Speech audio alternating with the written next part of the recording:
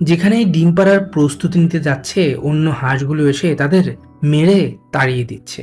বেশ কয়েকদিন ধরে এমন একই ঘটনা ঘটায় অনেকটা রাগ করে প্লাবন আজ সিদ্ধান্ত নিয়েছে সে তার পোষা বালিহাঁস দুটোকে পুরোপুরি মুক্ত করে দেবে, যেন তারা নিজেদের মতো করে প্রকৃতির মাঝে ঘর বেঁধে সংসার করতে পারে। পরের দিন খাঁচায় করে তাদের দুজনকে প্লাবন নিয়ে আসে পুকুর পাড়ে। এরপর সে যখনই খাঁচার দরজাটা খুলে দেয়, হাঁস দুটো অনেকটা পাগলের মতো ছটফট করে উড়ে নেমে পড়ে পুকুরের মাঝে।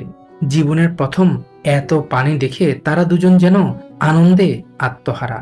পুকুরে দাঁড়িয়ে থেকে প্লাবন বেশ কিছুক্ষণ ধরে হাঁসগুলোর গতিবিধি লক্ষ্য করছে। সারাদিন পুকুরে ঘুরতে ঘুরতে সন্ধ্যা ঘনিয়ে এলো, কিন্তু এখনো বালিহাঁস দুটো এই পুকুরের মাঝেই রয়েছে। সেই ছোট থেকে আদর যত্ন করে বড় করে তোলায় কিছুতেই প্লাবন হাঁস